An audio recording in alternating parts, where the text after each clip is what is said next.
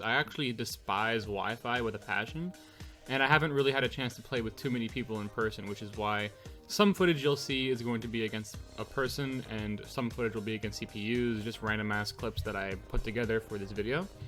So, Zelda got buffed, and with the new patch out for a few days, I'd like to make good on my promise to create a video on her changes, as I've already had some people ask me to reflect on those changes and how impactful they are, how they affect her gameplay, etc. The first buff I want to go over is the least impactful one, which is her side B.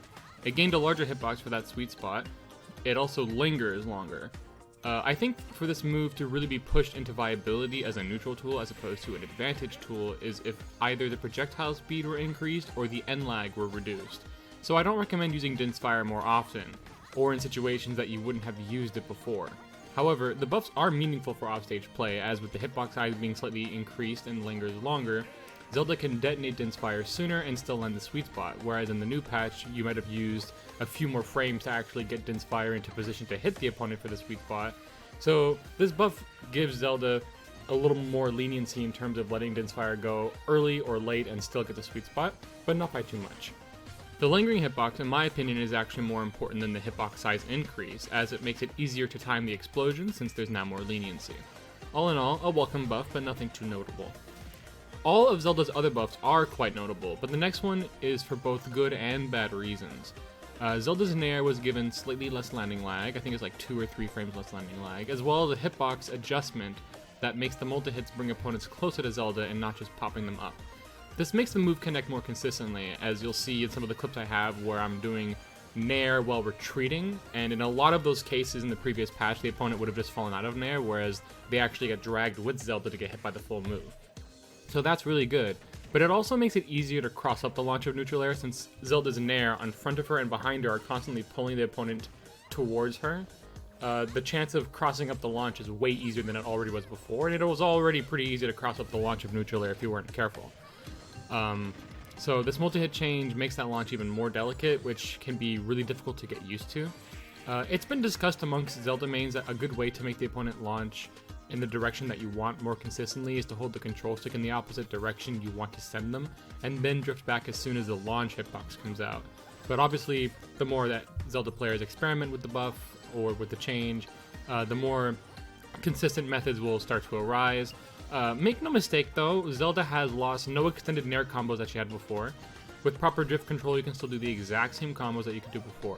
Once Zelda players familiarize themselves with neutral air's new properties, the benefits that came with the change are really nice. Zelda being able to do retreating Nairs and being able to still hit the opponent for the full move is really nice. No one's going to complain about a landing lag reduction. There are some notable points to mention, when it comes to the landing lag reduction. If you do the final hitbox of Nair while landing at low percent, you can get a dash grab. Single hit Nair into fair has always been a thing, but now that it has less landing lag, it's easier to do and it's safer. Landing Nair into things like dash attack, if they get popped up, is really good. You can even do single hit Nair into forward tilt, upper hit, which is another buff I'll go over. So once Zelda mains get used to the changes, this will come out as a net positive, but in the meantime, while people are still adjusting to the new properties of neutral air's multi-hits, it's a little bit annoying. But I mentioned forward tilt, which is something we'll go over next. So speaking of forward tilt, it was also buffed, and it's probably the second most notable buff in this patch, in my opinion. The damage and knockback were increased by a pretty impressive amount. Forward tilt sweet spot does like 18% damage now, and will kill medium weight characters like Lucina and ZSS around 70% at the ledge. It's extraordinarily powerful now. In fact, it's now the strongest forward tilt in the entire game in terms of knockback, tied with only Incineroar. So if you're a Zelda player who likes to use, let's say, forward smash as a spacing tool, like you use dash back forward smash as a bait for instance, I'd actually recommend replacing F smash with forward tilt in these instances.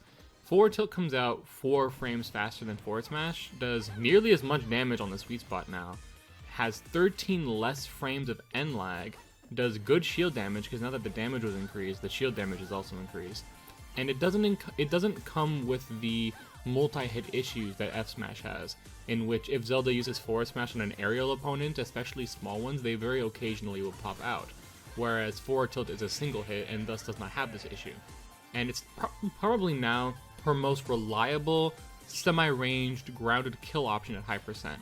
Obviously, F Smash still kills a little bit earlier, so depending on the opponent's percent and weight, it's good to go for Forward Smash in the situations where F Tilt won't kill.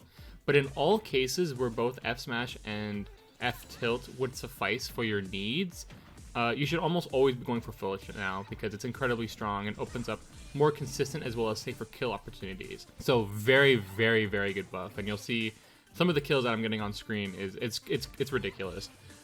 So next I want to talk about Zelda's up air. So Zelda's up air had the sweet spots knockback increase, which is pretty insane when it was one of the strongest up airs in the game already pre-patch.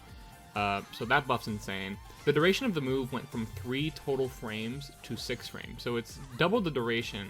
But now what they've done is those last 3 frames that they've added a sour spot to those last 3 frames. So both the size increase as well as the increased duration make the move easier to shark opponents with, which is important considering how brief the hitbox previously was. It was only 3 frames. So the sour spot has less knockback, but it's still really good, because if you get like a landing sour spot up air, even at like 70 or 80%, sour spot up air, if you're doing it while landing, will combo into a sweet spot up air even at high percents and kill people. So I think the most impactful change in regards to Zelda's up air is the size increase though, because it makes the timing for up throw up air more lenient. This was already a very tight combo that Zelda could go for. True only at very specific percents, but now Zelda can initiate the up air a little bit sooner and still connect the sweet spot. And even if she doesn't get the sweet spot, the sour spot will help protect her from getting punished. So think of it this way: if you're ever in a situation where you're playing a match as Zelda and you up air somebody and you get the sour spot, think of it like this. Think like, oh wow, you know, in the previous patch that up air would have just missed entirely and I would have gotten punished, right? So the 3 extra frames of duration is just a nice safety net, and the increased size will make hitting it, especially with up throw up air, a lot more consistent because it's bigger. And just sharking in general, just being bigger is going to be nicer because you can initiate it sooner and still land. So all in all, pretty crazy that they buffed the knockback. I'm actually shocked by that. But without a doubt in my mind, the most impactful buff is the Phantom buffs. I won't lie, I've always regarded Phantom as Zelda's most powerful tool. In fact, I've always thought of it as one of the best specials in the game wholesale. I consider Phantom to be a top 5 special in the game free.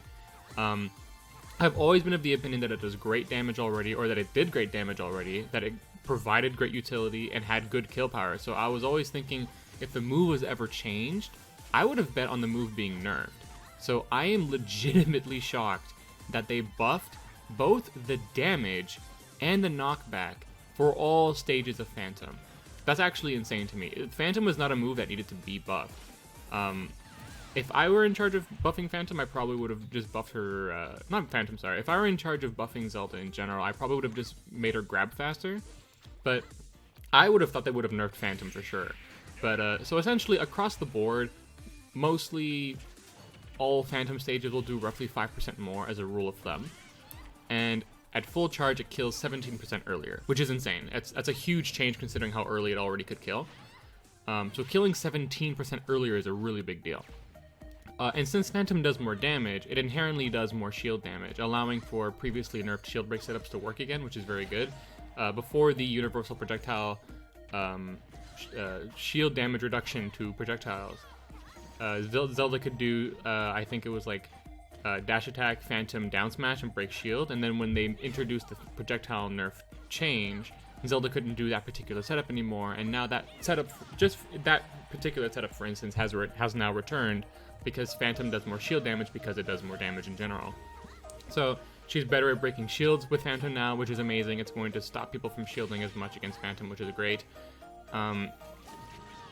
Zelda should be using Phantom more than almost any other move, because Phantom acts as her zoning. It's a pseudo spacing aerial when you do retreating stage 3 or 4 Phantoms. It's zone negation, it catches jumps, it's an edge guarding option, it's an approach tool, and so much more. So like, to buff Phantom's damage and knockback is inherently a buff to almost all aspects of Zelda as a character. So of the 2 changes regarding Phantom, like the damage and the knockback, I actually think that the damage matters a little bit more, because Zelda is not really someone who lacks kill power. Even as early as like 50 or 60%, like, you are in danger. So she can create multiple opportunities for kills already without relying on Phantom as a kill move, whereas she could always do for being more efficient at applying more damage, especially if it's going to be harder to do extended combos into the neutral air. Making up that damage with Phantom is always nice. So even in small bursts with the occasional quick Phantom charges, go back to any previous match with Zelda that you might watch. Let's go to a VOD in a previous patch and watch all the times that the opponent gets pelted by a stage 2 to 4 or even a full Phantom, and just think, okay, at all of those Phantoms, just think of it as doing 5% more. 5% more here, 5% more there, 5% more here, and that's going to add up slowly over time and make it easier for Zelda to kill, because Zelda naturally already kills very early, and she's already gotten buffs to make her kill even earlier with certain moves like forward tilt and up air. So I think that that's the best thing that about the Phantom is not necessarily the kill power, it's actually the percent damage increase that it does. So I'm actually completely floored that they buffed that move. So all in all, Zelda's game plan doesn't really change too much from these changes. The only thing that really changes is instead of fishing for forward smash in neutral or as a kill move, you really just want to go for forward tilt. And that's really about it. But what this patch does do for Zelda is make a lot of her options safer and stronger. Her neutral air, since it's more consistent and it has less landing lag, it's safer to use. Din's Fire, easier to use because it's more lenient. Forward tilt, more shield damage. It's a safer option than forward smash, so it gives Zelda a grounded kill option that's safer to use than forward smash. So it doesn't change Zelda's game plan too much, but it makes her a much safer character to play. These changes allow for her to use these moves more liberally with a higher degree of success, which will increase her overall consistency, which is something that Zelda actually really lacks, is a consistent performance, and I feel like a lot of that is due to the fact that most of her best tools can be sometimes inconsistent, like her forward air and her back air. All in all, a great patch for Zelda. I'm excited to continue to use her. As for future plans, I do want to mention that I do plan to review the VODs of DeBuzz's Zelda gameplay from the weekly that he attended yesterday as of the writing of this script. And I also have a video planned regarding the first Fighter Pass, so I hope to have those ready in good time. So thank you for watching, and have a good one.